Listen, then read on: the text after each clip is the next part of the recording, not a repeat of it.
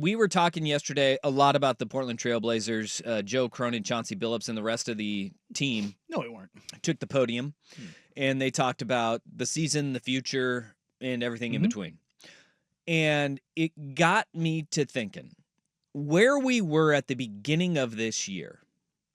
You go back to October, and where we would have said, all right, let's rank this Blazers roster in order of importance, top to bottom. Moving forward, direction of the franchise, who would those guys be? And as I was going through that in my head, I said, boy, this feels a lot different coming out of the season as to direction of the franchise, moving forward, who the most important individuals on the roster are. And that's why I said if you came out of this year and you're sitting here saying that Billups didn't do this or the front office didn't do this, it's like things are drastically different than they were less than a calendar year ago. Going into last year, Anthony Simons, DeAndre Ayton, Jeremy Grant meant a lot to this team. And if you weren't getting something from them because you didn't have the consistency, you didn't have the things you could count on from those other guys, you were going to get mopped. Yeah. That was just the reality. Now, going into next season, none of those three players is the most important player for you. No. And look, I want to take out some guys as we're doing this. Like, we don't need to do Justin Minaya or City Sissoko or Bryce McGowan's, the Delano Banton, right? No, we can take those guys. Duop Reith is out. All right. But let's look at, I mean, top 9. Okay. We go top 9 on this roster in where we are with these guys, or 10. So 10. I will start this by outlining my team building philosophy. A lot of it has to do with scarcity and scarcity of assets, right? The name of the game is score more points than the other team. But everybody's like, oh, shooting. Shooting has become this thing where, you need it. There's no doubt about it. But it's a lot more readily available than it was years ago. Shooting used to be this skill that was siloed, right? You had to go identify, this guy is your shooter.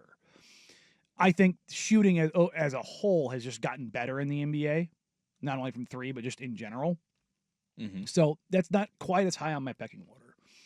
For me, the most scarce asset in the NBA is playmaking with size. Number 1, jumbo creators. That's your Giannis's, your LeBrons, your Lukas. Like, you look around the Tatum, the best players in the NBA are playmakers with size, hands down.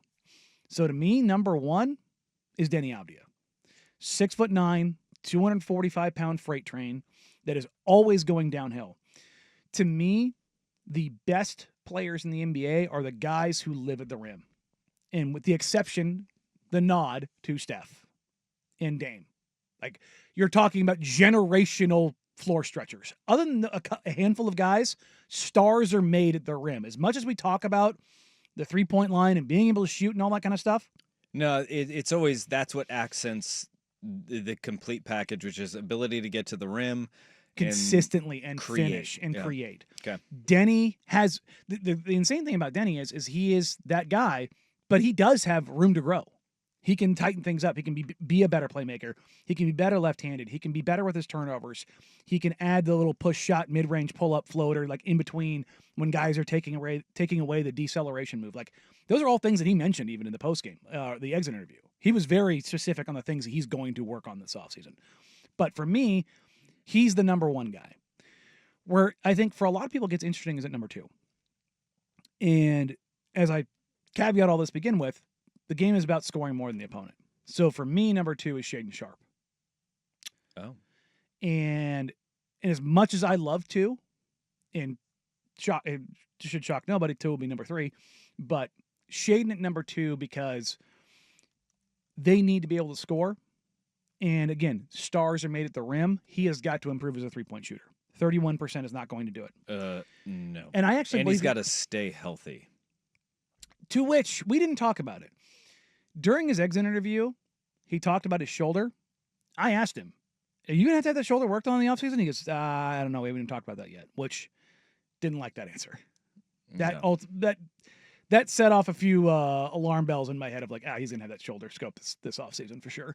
Again, I'm not reporting anything. That was just the first thing my brain went to of like, you've talked to somebody about that. You've been dealing with your shoulder since you heard it. So, but I think Shaedon can definitely improve to be a 3-point shooter. Like 31% is just not sustainable. It's not okay. And I think a lot of that has to do with his footwork is junk at times. It just completely falls apart, and he thinks because I'm such a great athlete and I'm so on balance that I can just chuck up whatever and it might go in. He needs to refine that, and he can, because when he puts it together, it's a beautiful jump shot. Mm-hmm. But he doesn't have the consistency to keep it together. Number 3, Toumani. What do you need to say? He's the heartbeat of the team. That's what he is. He is the heart and soul of the team. He is where the defense emanates from. He is the hard hat guy. He is the grinder. He is the guy that's going to dive. He's diving on the floor in game 82 against the Lakers for a loose ball in a game that does not matter. Yeah. He's a lunatic. And I think he's your tone setter. Number 4, I think, is going to maybe catch some people off guard. I'm going to say it's Anthony Simons. Because, as I just said, shooting is so important. He is the only shooter they have on the team. A guy that can create his own shot all over the floor. Yeah. I think the question is, how long is Anthony Simons in Portland for? And like, that's a legitimate question. This has been raised not just this past year, but last 2 years. Last 2 years. Is Anthony Simons going to be somebody who is long for the Portland Trailblazers rebuild? And that'll be interesting to see what happens on May 12th. Yeah. Because here, look, I'll say this now. If the unthinkable happens and the math works out in Portland's favor, and they land Cooper Flagg, dude, that's not the unthinkable. I've thought about it all the time. I know. I try not to think about it because it's just. I think about it. Anthony Simons is the best point guard for that team, hands down. Because you're talking about a team, you're going to move 2 down to the 2, Cooper to the 3, Denny to the 4, Klingon to the 5. You have to have shooting at the 1. You have to. And look, Scoot might be that guy, but you need a guy. Chauncey Billups said it multiple times in his exit interview. Ant sees defensive coverages that 90% of the NBA don't see. He sees 2 pretty much every single time he's on the ball. They're trapping him at 40 feet. It's not because they think he sucks. It's because he's that good offensively. Now, he's got his defensive limitations. He knows that. But the gravity that he has when he's on the floor, even when he's not shooting well, teams do not want him to get loose because of what he can do. And that is a thing. If the Blazers don't have that, they suffer drastically. I mean, from the games he's not in, you can see the shooting stuff fall away and how much room guys have to operate. Faux show. Denny Avdia doesn't have driving lanes when Ant's not on the floor. Like, it becomes harder for him. Number 5, it's a coin toss for me between Donovan Klingon and Scoot Henderson. And so much of that is dependent on what happens on May 12th. And I hate that that's the reality, but it is. Because I look at that, Donovan Klingon's defense this year ended up being better than I anticipated. 5th in the NBA in blocks per game. His defensive rebound rate, or not his defensive rebound rate, his defensive field goal percentage, which is a little skewed, according to Second Spectrum, I believe he finished 5th. Well, and they protected him a lot over the course of the season, not putting him in unfavorable matchups. I mean, they really did. Well, he would not play in games where he was going up against a dominant scoring big especially early in the year. Well, and they also they put him in drop a lot. And again, with something we didn't talk about from the press conference, did you hear what Donovan said about this year? Mm-mm. He admitted to being out of shape, particularly after the MCL injury. And I said a bunch of people get mad at me because I said he wasn't in shape, and like, oh no, Chauncey Billups is not playing. Guys, he wasn't in shape. He wasn't. He put on weight when he got hurt. And I talked to folks that talked to the UConn staff. That was something they had to focus on him there with. He's not lazy. He's just a kid. Like, doesn't eat. I'll tell you this. Most young NBA players, their diets suck. Yeah, I'm going to put Donovan in at 5 ahead of Scoot just because of no matter what, he is going to be a part of this organization moving forward, and you cannot say the same for Scoot Henderson, because you mentioned it. Anthony Simons, if they get a guy like Cooper Flagg, you got to have the shooting. Then you got to have the shooting. And not just 3-point shooting, self-created shooting. Yeah. And Ant is the only guy on this team who has consistently shown that he can create his own shot at all 3 levels and be efficient at it. So number 6 is Scoot. Scoot. Okay. And look, this could change if all of a sudden Scoot is an off the bounce self-creator. And he's gotten a lot better. His spot up shooting was a huge hole. He's gotten a lot better at that. He's got to continue to develop and work on his game. But I think people forget he's going to be entering his 3rd year as still a puppy. You know, he is super young. He's going to be, 21 years old? He'll turn 21 during his 3rd year of the NBA? Yeah. Yeah. No, 22. 22. In February, because he just turned 21. Oh, that's right.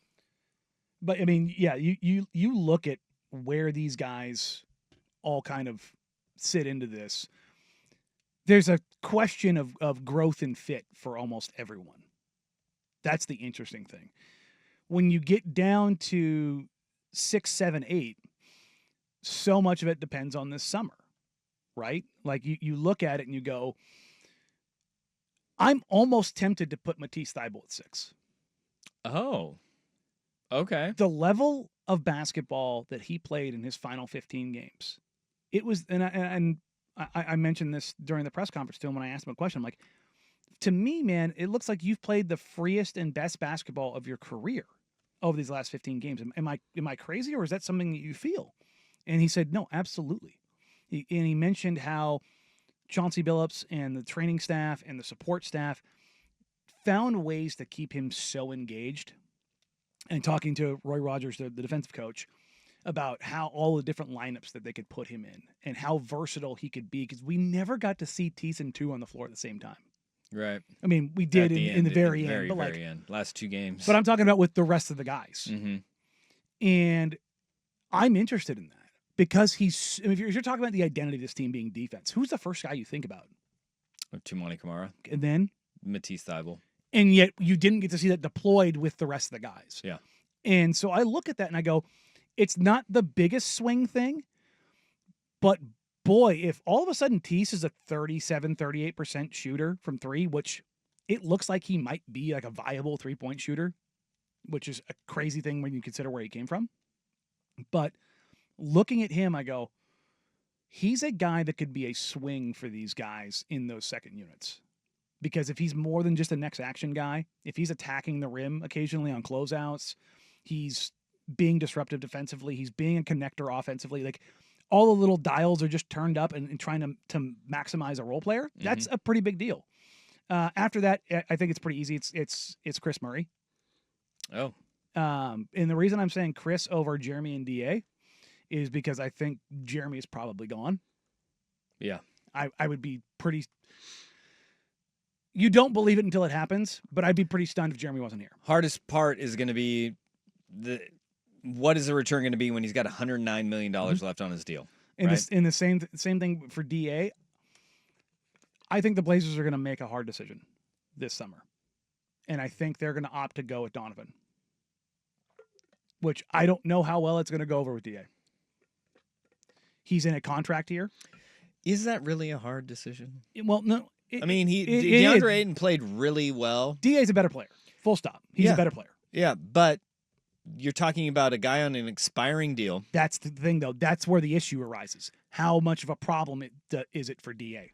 Because he's going into a contract here. That's why it's hard. Well, I know. But, I mean, if you make that decision, you're not going to keep the vet around. You got to ship him out. You have to find some way to do it, yeah. right? But, again, that's the interesting part of that. Now, the next guy on this list would be higher up, but it's the injuries. It's Rob. Because they made the choice to keep him, and they didn't deal him. So do you have Jeremy at 9 or Rob after Chris Murray? I have Rob after Chris. All right, Robert Williams. And that's solely because of the injuries. Okay. You just don't know. Yep. Otherwise, Rob's probably 6 on this list for me because his impact is so great.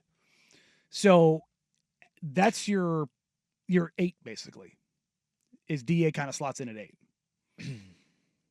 And I look at that and I go, that's pretty good, but you're still missing something. Well, we're at 9. With what? With Robert Williams. He's 9. Okay, so that's your 9. Yeah, I'm sorry. Yeah. And then you have DeAndre Ayton and Jeremy Grant kind of at 10A and 10B. Huh? And it's not because I don't think they're good. It's because I don't think they're long for.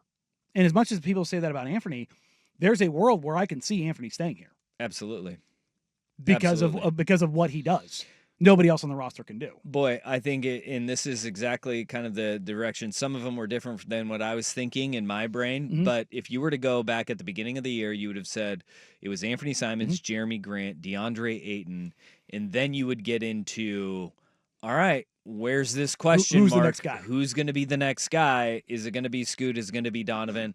But as we roll out of it, you have number 1, Denny Avdia. Number 2, Shaden Sharp. Number 3, Tumani Kamara. Number 4, Anthony Simons. Number 5, Donovan Clingan. By the way, Simons would have started this year at number 1. He is at 4. 5 is Donovan Clingan. 6 is Scoot Henderson. 7, Matisse Thybulle. 8, Chris Murray. 9, Robert Williams III. And then DeAndre Ayton and Jeremy Grant, just because of the uncertainty about their future here in Portland. Yes, and both those guys would be higher, Yeah. but based on the importance moving forward. Yeah, though, that's is what that the thing? again. I'm talking about going forward. Yeah. That's where I factor this. Boy, stuff in. it's a big shift and a big change. Mhm. And there's still, when you go through this, there's still a million question marks. There are a million question marks in there. Like number 2 is Shaden Sharp, Mhm. who cannot shoot well and cannot stay healthy. That's number 2, Well, right? Scoot is the guy who's actually more injury prone even than Shaden. Yeah, Through his first 2 years, Scoot has picked up a lot of knocks. Shaden, the injury that he had was the core muscle injury. That's the real injury. yeah. The shoulder's a problem because he had it his rookie year at first, and they dealt with it, and then he had the shoulder this year, but he only missed a couple games for the Right. shoulder. Well, a couple of games at the beginning of the year Yeah. because it was in training camp Yes. that he missed all of. Oh, yeah. But otherwise, Shaden's been pretty damn healthy this year. Yeah. All right. Scoot has got injuries top to bottom. Yeah. That's the thing. Is like, and if you look at Scoot in the G League, same issue. Yeah. Like I'm starting to wonder if Scoot's a 65, 70 game guy just because of his size. The other question here is if you were to say importance versus who are ranked the most dependable, I think then that list even changes more because then it would go like Denny to Tease until this year. yeah. I mean, and then it's Murray. like that is also Yeah. the inherent question mark around this organization is Yeah. you have nothing you can depend on really. And nothing that you can lean on and say, this is our anchor. Yeah. And for so many years, it was Damian Lillard, right? And also CJ McCollum. Yeah, Because look, like CJ gets did a not ton- miss games. dude. No, he didn't. No. Dependable, reliable. You knew exactly what you were going to get every single night. Once he got his feet squared away after his first 2 years in the league, because he dealt with that foot issue both at Lehigh and then here, it was his rookie year, I think he broke his foot. Yeah. was it year 2? No, he had the Liz Frank. Yeah. Yeah. And that's when he Year stopped 1. going into the paint. Yeah. That's when he turned into the mid-range floater king.